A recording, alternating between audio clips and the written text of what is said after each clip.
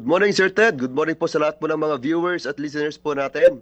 Mabuhay, ano muna ang iyong masasabi dito sa order na ito ng Mines and Geosciences Bureau?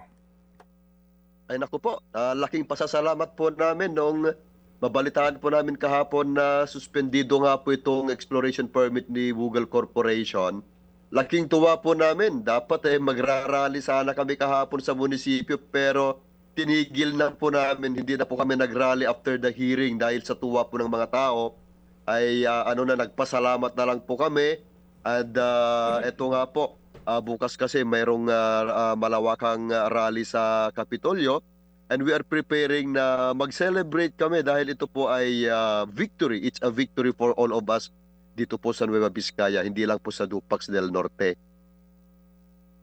Victory ito, pero maari ba nating sabihin na ito ay temporary victory lamang dahil ang order ay temporarily suspending ito pong exploration permit ng Google? Tama po. Temporary victory po ito. Pero nang nakikita po namin ay positive po kami na sana ang panalangin po natin ay tuluyan na pong makansela yung permit ni Google.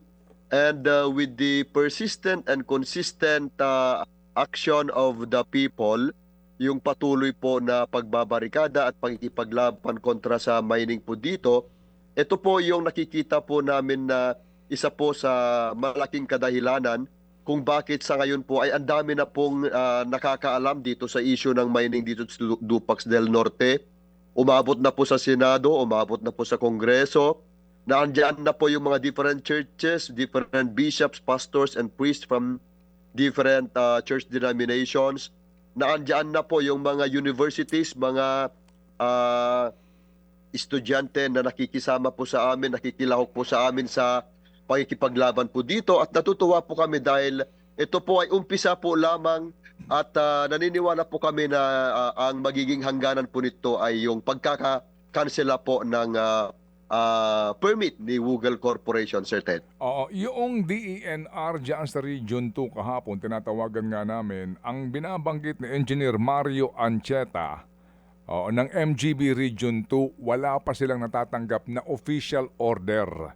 Ngayon ba ano ang galawan dyan sa mining site kung sakasakali? Kahapon po, Sir Ted, ang napag-usapan po namin ng grupo, papatigil na yung drilling. Kasi kung matatandaan po niyo, Sir Ted, noong pinusasan at kinulong po kami noong January 23rd, ito po yung full implementation po ng injunction, sinabay na po nilang ipinasok yung kanilang mga tubo at mga krudo, kaya nakapagpatuloy po sila na nag-drilling sa taas. Pero kahapon po, ang napag-usapan po ng grupo, since kinonfirm din naman po ng lawyer po ng Google na meron na nga silang na-receive na suspension order coming from MGB Central Office. Yun na nga po, napag-usapan po namin na ipatigil na yung nag-drilling sa taas at wala pong operations. At patuloy po yung pagbabantay namin doon sa barikada. Patuloy pa rin po yung mga tao na naandoon para po mapanatili po namin na talagang wala pong ginagawang exploration itong si Google Corporation, Sir Ted. May tanong ka, go ahead, Poy. Sir Florentino, merong mga inaresto nung nakaraan na mga nagbabarikada. Lahat po ba yung mga naarestong yan ay nakalaya na o nasa na po sila? Sir Arnel, ang nangyari po niyan noong January 23, yun po yung pagka-aresto namin at pagkakulong po namin. At 24 ay Saturday, 25 yung Sunday, and then 26 Monday. Doon po sa prosecutor's office pa lang, dismiss na po yung mga filed charges against us. Kaya napalaya po kaming lahat. At ang nakakatuwa po dito na nangyari, after ng dismissal, agad-agad namang naghain ng show cause order ang branch 30 na kami daw ay pinagpapaliwanag na sa anong kadahilanan na bakit kami ay hindi dapat ma-cite in contempt dahil nga po sa pag pagbabarikada daw po at saka sa hindi pagsunod sa utos ng korte. Pero naninindigan po talaga ang mga kasamahan po natin na hindi po nila talaga bibitawan ang ipinaglalaban kontra Google Corporation po. Pero Okay. sa ngayon nga po na meron kayong temporary victory dahil nga po dito sa temporary rin na pagpapatigil, sinisigurado nyo naman po ba na walang alisan sa pwesto yung mga barikada na nakapwesto sa atin? Wala po. Kasi po, sa totoo lang po, mas dumami pa ngayon yung naandoon. Mayroon po kaming biruan na parang bakit wala na bigla yung mga pro-mining? Parang lahat naman na ngayon ay anti-mining na daw. Kaya nga po, nakakataba po ng puso itong pagkalabas po ng suspension ng permit po ni Google. Dahil nga po sa ngayon, mas dumami na yung mga tao na nakikisimpatya at nakikiisa po sa amin. At ang tanging panalangin po ng lahat sa ngayon, sana makansela na po ang permit ni Google at hindi rin po na-cancel yung schedule namin bukas dahil nga po bukas talaga yung protestang bayan. Magrarally po ang buong Nueva Vizcaya. At meron pa pong manggagaling mula pa po ng Maynila, Baguio, yung mga kasamahan po natin from different churches. At kagaya nga po ng Redemptorists from Manila, ay darating na po sila mamayang gabi.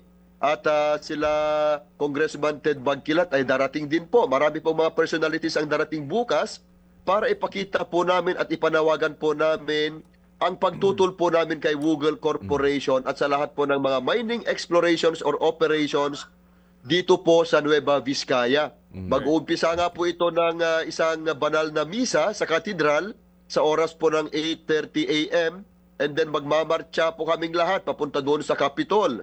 At habang kami po ay naghihiring, kami po na 7, ay sasabayan na po iyan ng malawakang protesta, Sir Arnel. Arnold po.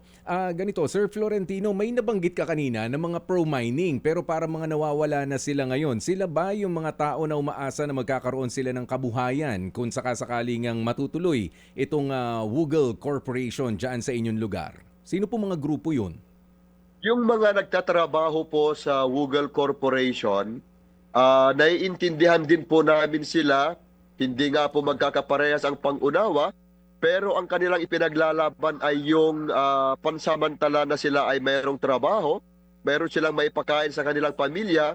Pero kung kausapin po namin sila, talaga namang sinasabi nila na anti-mining din kami.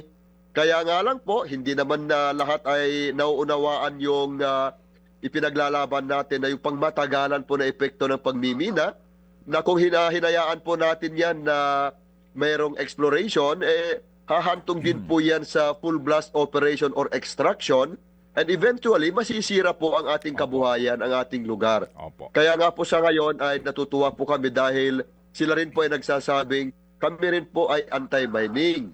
Opo. Ang isa Sige. pong nakakatawa po dyan, pati po yung mga leaders na talaga namang walang ginawa or public knowledge naman po na sila po yung nag-facilitate para po makapasok si Google Corporation. Ngayon, nag-claim na po na sila daw po ay anti-mining na rin daw. Kaya nga po, natutuwa po kami na iba pala pag merong lumabas na suspension. Lahat ay nagiging anti-mining na, Sir Arnel. Opo. Si Arnold pong ating kasama dito, Tino. Pero Ay, yung Sir Arnold. binabanggit mo na mga opisyal, ito na yung mga halal na opisyal ninyo. No, Tino? Yes, Sir Ted. Okay, sige. So, ngayon, yung bang Google na yan, may ECC na o wala pa? Ang kanilang tanging permit lamang ay exploration. Tanging ang kanilang permit ay yung pong anomalously acquired na permit, yung exploration permit pa, Sir Ted. Kaya nga Okay. po, yung ECC, dapat meron na rin po sila kasi nagputol na po sila ng mga puno. Okay. Ang daming mga violations. Ito po yung na pilit na pinagtatakpan po ng MGB Region 2. Ito po yung ikinakagalit po namin Mhm. na mayroon pong proof, may mga videos, may mga pictures po ang LGU Mhm. ganun din po ang barangay officials at yung mga Okay. kasamahan po namin. Pero nung nagpunta po yung investigating team ng MGB, ang nagiging result po ng kanilang investigation, no damages, no violations, therefore no cancellation or revocation of the exploration permit ni Google. Okay. Ito Sige. po yung nakakasama po na dapat ang DNR, particularly that MGB, na dapat sila ang nagproprotekta po sa ating kalikasan. Sila naman yung nag-a-attorney para po masira ang ating kalikasan. Sila naman po ang kumikilos para pagtakpan ang mga violations ni Google Corporation. Yan po yung isa pong sinasabi namin na kung minsan ay hindi po patas ang implementation po ng batas, lalong-lalo na po dito sa DNR, particularly that Bureau, MGB, Opo. Mines and Geosciences Bureau, Sir Ted. Opo. But we have to give them at least acknowledgement dito nga sa kanilang order dated Feb 5. Ito lang in parting Tino, basahin ko itong bahagi ng kanilang order, no?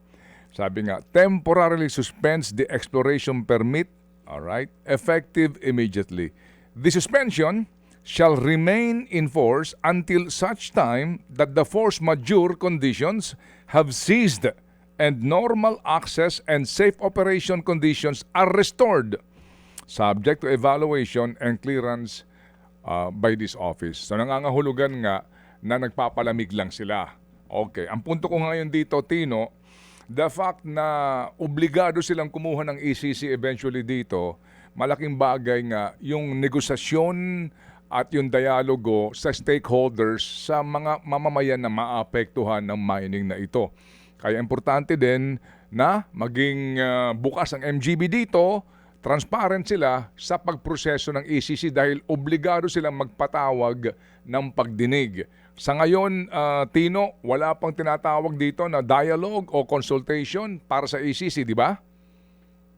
Wala pa, Sir Okay, Ted. sige. At So, ito lang po ang isang nakakalungkot na ginawa naman ng Google with the participation of MGB. Noong nagpunta po kasi ang MGB and Google sa isa sa mga barangays, particularly that of Barangay Oyaw. Ito po yung barangay po namin. Taga Oyaw po ako, Sir Ted, na andun din po ako mismo yung presentation meeting na iyan noong August 15 to be exact. Ang sabi po nila, magpre-present lang daw po sila dahil meron ng exploration permit itong si Google. Kaya nga po doon kami nagalit noon paano nagkaroon ng exploration permit si Google ni hindi kami nakonsulta. Pero ang nangyari po, gumawa ng report itong si MGB. Now, yung August 15 na presentation meeting, na galit ang mga tao dahil hindi daw sila nagpakonsulta at totoo naman na hindi sila nagkonsulta. Yun na daw po yung presentation meeting and consultation. Nakaka-insulto, Sir Ted, ang pinaggagawa po ng MGB Region 2. Director Mario Ancheta, tignan po natin ang nangyayari po sa opisina po ninyo. Dahil po, yung ginagawa ninyo ay hindi na po pangtulong sa mga tao, panggigipit po sa mga tao, and you are facilitating the smooth entry of Google Corporation na hindi kailanman po ay welcome dito sa Dupax del Norte, Sir Ted. sige, okay. Salamat na marami, Tino. Aantabay kami. Kami tumawag lamang sa inyo para lang sa ipabatid sa lahat, no? Ang naging kabuluhan at kahulugan ng inyong pagkakaisa laban nga dito sa binabalak na ito ng Wiggle dyan sa inyong komunidad. Salamat, Tino, at kami tatawag ulit. Salamat, Sir Ted. Salamat po sa ating lahat. Yan po si Ginoong Florentino Dainos. Mga kapatid, brothers and sisters, saan ka pa? Dito na tayo sa totoo. Dito na tayo sa True FM. Mga kapatid, mag-subscribe and follow po kayo sa social media accounts ng True Network PH. Yan po kami, hanapin nyo lang True Network PH, Facebook, Instagram, YouTube, TikTok, and podcast. Mapa Apple or Spotify man yan, mahahanap nyo kami. Lahat ng mga napapanood at napapakinggan nyo po sa programa, nasa social media accounts namin yan. So paano mga kapatid? See you sa social media!